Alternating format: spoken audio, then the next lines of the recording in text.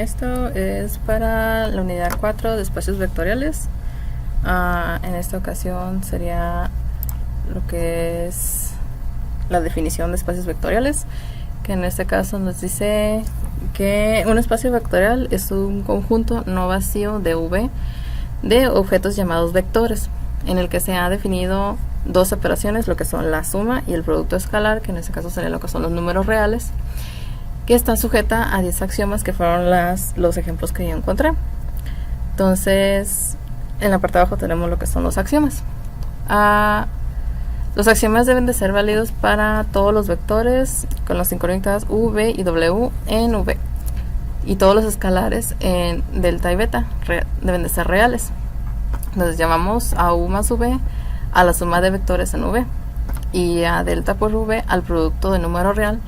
Delta por un vector que venía siendo b es igual a v al vector. Entonces tenemos aquí los 10 axiomas, que los 3 primeros serían definidos por la suma. Sería b u más v sería igual al vector. La segunda es u más v es igual a b más u, que solamente están cambiando de lugares, pero nos da a entender que si sumas u más v sería lo mismo que sumar b más u. Entonces en la tercera tenemos dentro del paréntesis la suma de u más b, y a eso sumamos w. En este caso el resultado sería u, que lo sumas a lo que es el vector v más la w. Entonces en el cuarto tenemos el existente un vector nulo, que en este caso sería 0 multiplicado por el vector, sería igual a vector, tal que el vector más sumado al vector nulo, que sería 0 por v, sería igual a v chica. La quinta es para cada v en b existe un opuesto con signo contrario, que sería menos v, que sería igual a v, tal que b más v es igual al vector nulo. Entonces tenemos en la sexta que es delta multiplicado por v nos da igual a lo que es el vector. La séptima sería lo que es multiplicación, que de manera algebraica se multiplica delta por u más b, que sería delta por u a u, y delta por b a b. En el siguiente es similar, lo que es tenemos delta más v multiplicado por v nos da igual a delta por b a b, digo delta b, y beta por v sería beta v.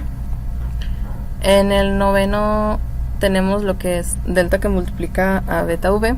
En este caso, a la hora de hacer la correlación nos sacamos lo que es el incógnita v, quedándonos delta multiplicado v, que multiplica a b. La décima nos dice que 1v es igual a b, multiplicas b por 1 nos da igual a 1. Entonces pasamos a lo que es la multiplicación de un vector por escalar.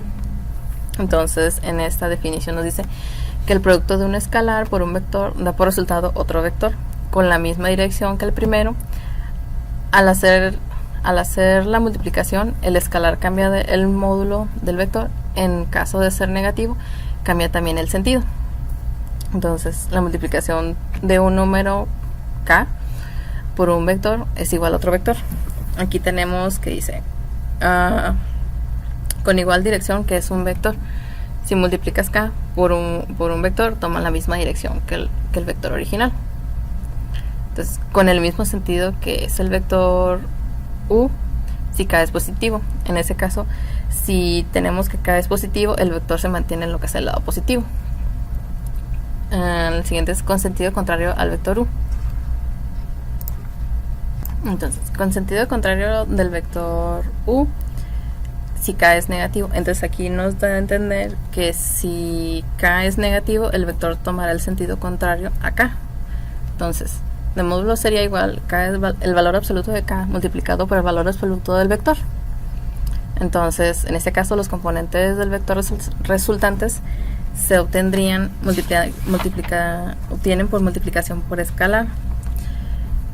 de la K y los componentes del vector. Entonces aquí tenemos un ejemplo que nos dice que el vector es igual a U1, U2, que serían las dos unidades por las cuales tenemos el resultado de vector. Entonces aquí tenemos lo que es K, que multiplica al vector, que sería U1, U2. Entonces K multiplica U1, que sería K por U1 y K por U2. Entonces, por siguiente tenemos el inciso B, que es la definición de espacios vectoriales y sus propiedades. Aquí tenemos como definición lo siguiente: sea H un subconjunto no vacío de un espacio vectorial V y suponga que H en sí es un espacio vectorial bajo las operaciones de suma y multiplicación por una escalar definidas en V. Entonces se dice que H es un subespacio en V.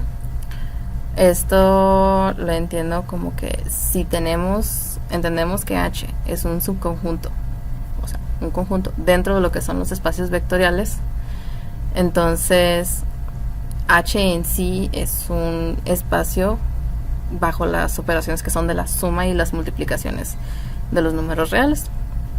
Entonces ahí es como se corrobora de que el H, o sea, los conjuntos de espacios, están dentro de lo que son los vectores.